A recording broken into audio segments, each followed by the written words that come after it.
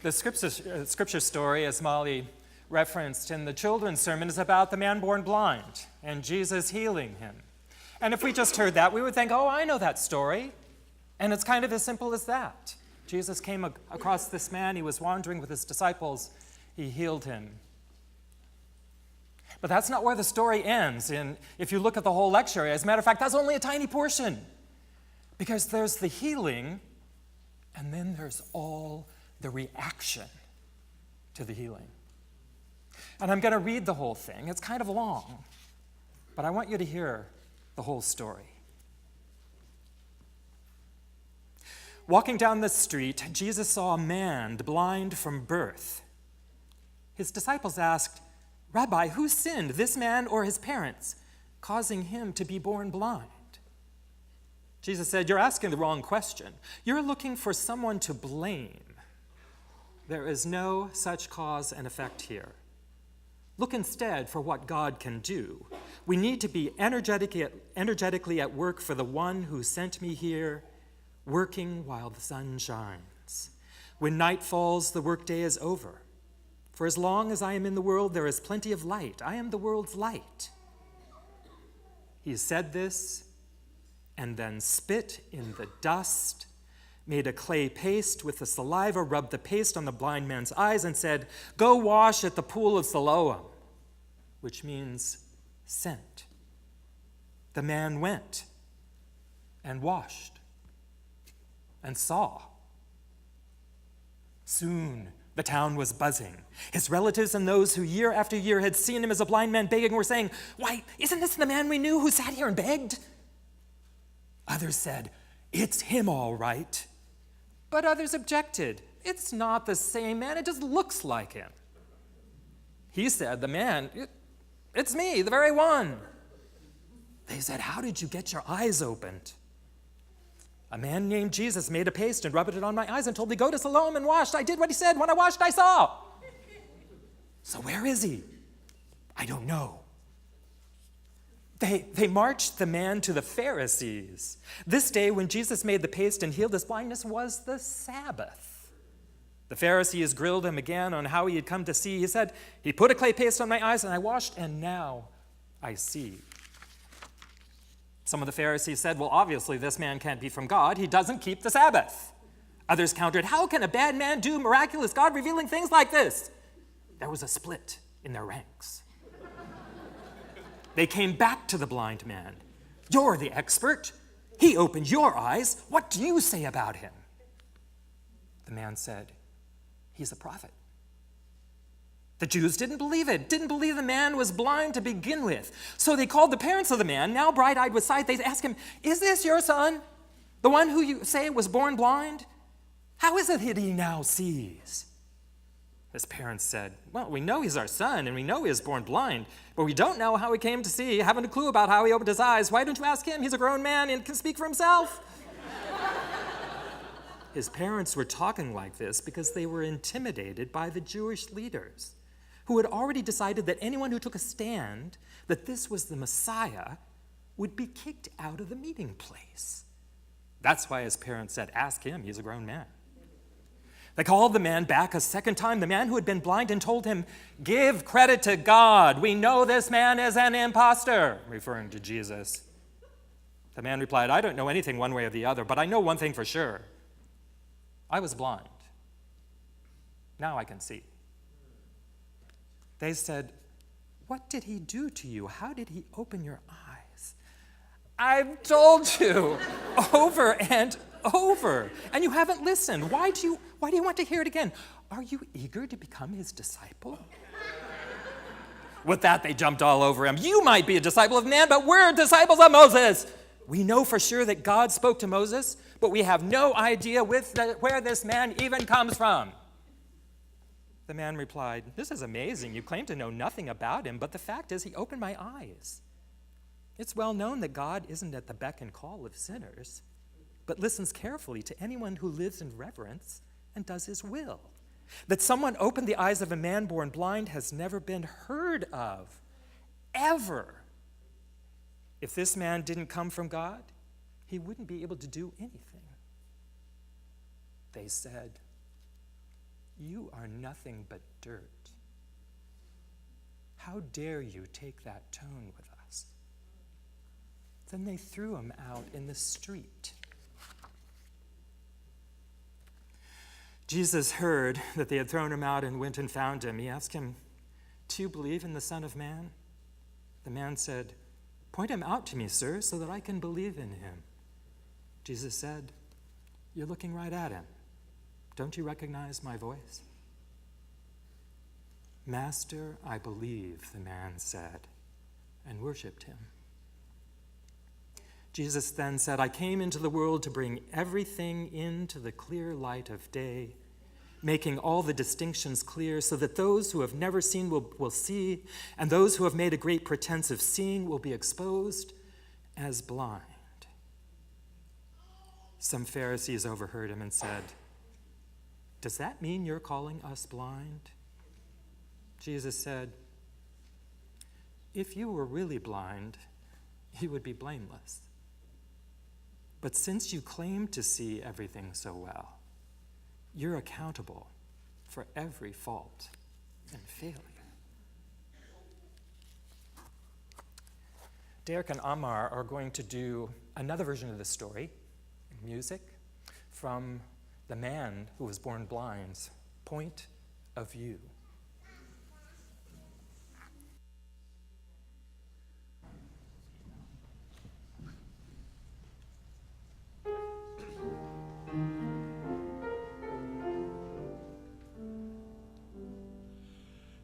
Day by day I sit by the gate. What more can I do, unable to see? And what is the color of blue? Day by day the people walk past, some drop small coins in my lap. Others rush past their scorn in the rhythm of their steps. Is this my sin, or that of my father to be left at the gate to bed? The dusty ground is safe below me, but what of the sky, the clouds and the night? And what is the color of blue?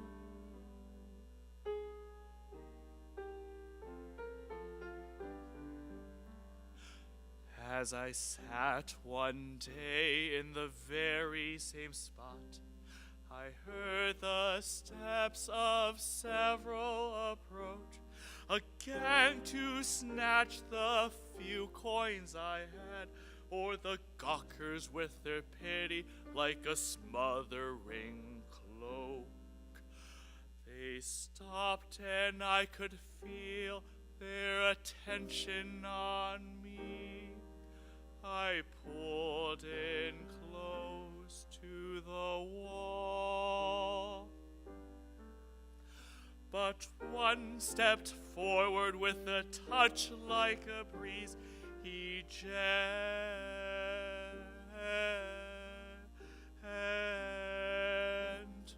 my fear, and then in a moment too quick for questions, he spat on the ground. Then I felt the warm clay on my eyes.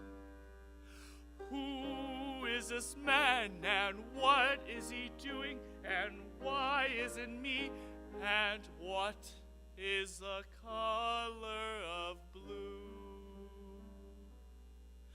Go wash in the pool at Siloam, he said.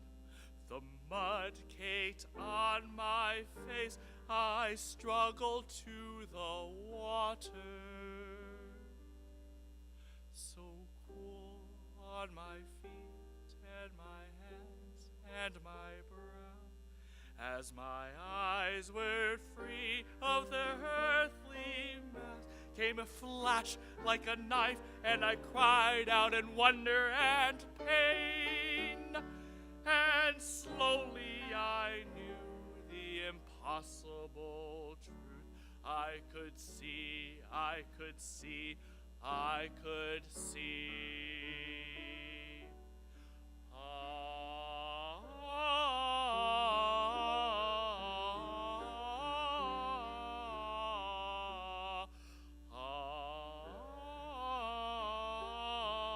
Is this the color blue?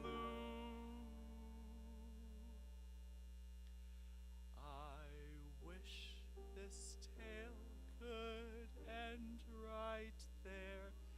I wish I could say they all rejoice, but they questioned and prodded and doubted and scorned, and questioned and prodded and doubted and scorned. They could not see the work of this prophet.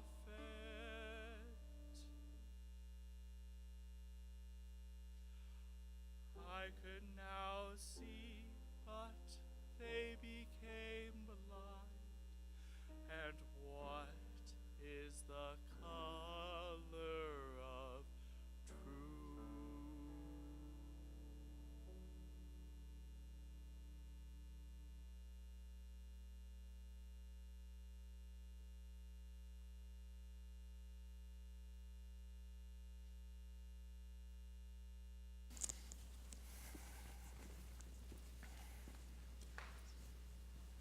Can't you see?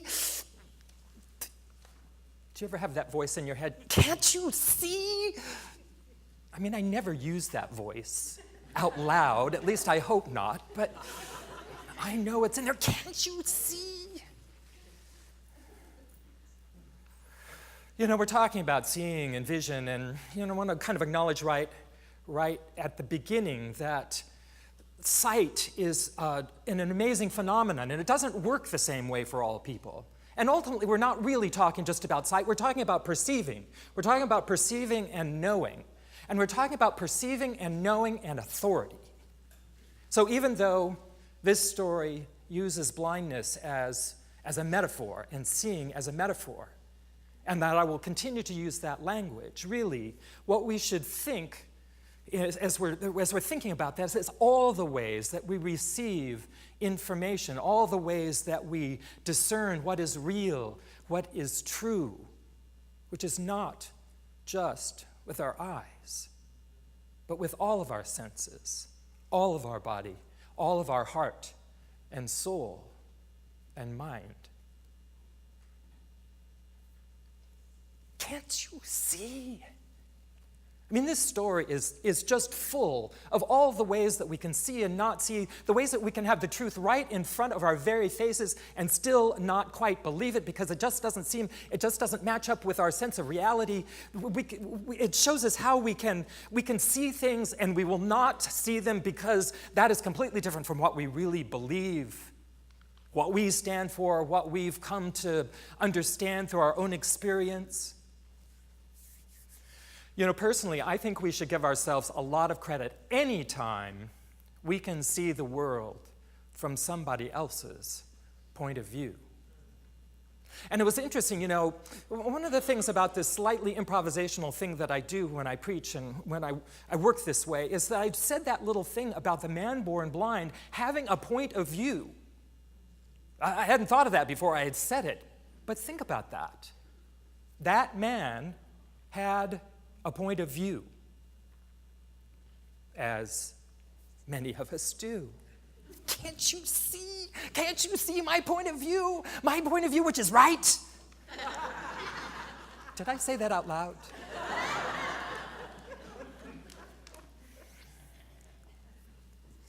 And we're not only talking about what we know, but we're talking about what we're able to claim. What we're able to claim, not just for ourselves, but in public. Because we might be afraid of what other people will say. Even this man's parents were saying, well, you know, we know this is our son, and he was born blind, and now we can see that. We know that for sure. We don't know how any of this happened, though, because if we claimed the miraculous power of this prophet, we might get kicked out of the community. And so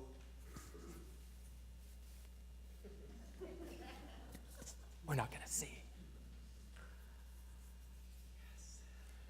So, how do we see most clearly? How do we see with a sense of humility? How do we see with a sense of, oh, maybe I don't have the only point of view, even though it's right?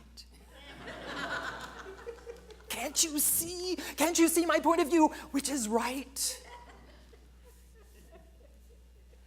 So, this Lent, we have combined resistance with all of the qualities of Lent, which have a lot to do with, confession and self-reflection and seeking and perhaps imagining things about ourselves that we don't like to imagine. So what does that mean? Because resistance demands a point of view. Resistance demands a soapbox or a pedestal or something that we can stand on with power and pride and might, because we were saying these things which are hard to say, and it's like we need the extra height to make them feel comfortable, because they might be dangerous to say. It might be dangerous to resist, because who might hear about it and who might kick me out of the community?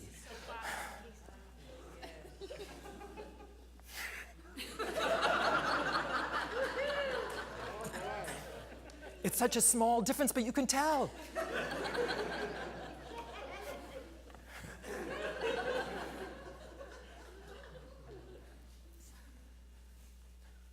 To stand in what we know and to believe and to claim it and to claim who gave it to us, who gives us the clear sight, who lets us know what the truth is, because we cannot do that alone. That's the problem. As much as that voice says, can't you see my point of view, and it's right, and it's mine, and it's right, and it's my point of view, and I have to really stand like this because it's so much to push up against. Like just even this morning on the way to church, I was listening to the radio, and this little thing happened on Thursday and Friday, this little thing about the healthcare thing, and because I have a point of view and I'm right, I have to admit that, inside I was. And I was particularly grateful for that wonderful German word Schadenfreude, which is not really a good thing, I don't think, to take a little bit of delight in other people's misfortune, but I must confess that I was doing that just a little bit. And I heard President Trump say, yes, let's get together with the Democrats to work on that. And my first thought wasn't, oh, yes, the president, well, that's all right, let's get together and talk. My first thought was, well, what about all this stuff? And I've got all these reactions and stuff to all this stuff you've said and done. I'm not going to talk to you for a long time until you do a bunch of stuff until it makes it okay for us to talk. Which wasn't the most evolved kind of reaction. Perhaps not. And maybe if I could stand in that authority that isn't just mine, but feels deep and powerful and true, and also confessional, which is really that legislation is a hard thing to do. To find a solution that will satisfy my point of view and your point of view and their point of view and that point of view and a bunch of point of views that I think are personally wrong. I didn't say that. That's a hard thing to do. And if we come in with our defenses and our inability to see someone else's point of view and our resistance, all of that stuff, we will get nowhere. But that's where I start, I must confess. That is where I start.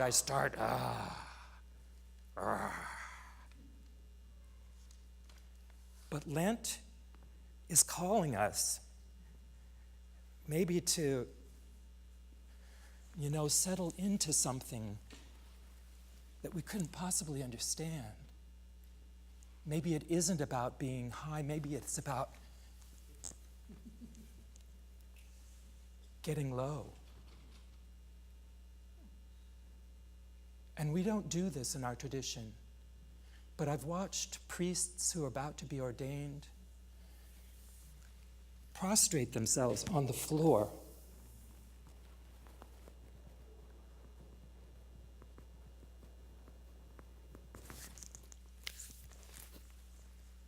That's the harder work. But it's the work of understanding who we are and whose we are. It's the harder work of recognizing that there's this much larger truth that we always have to be working to wash the mud out of our eyes. We keep needing to go to the pool at Siloam to see if we can regain our true sight. We need to recognize that if we stand up with all our defenses, we will get nowhere. But we still need the clarity. We still need the clarity that's rooted in that deeper truth. And that's the hard work. That's the hard work of resistance that we're going to need to do, to let go. To let go. That knowing and perceiving isn't about this. It's about this.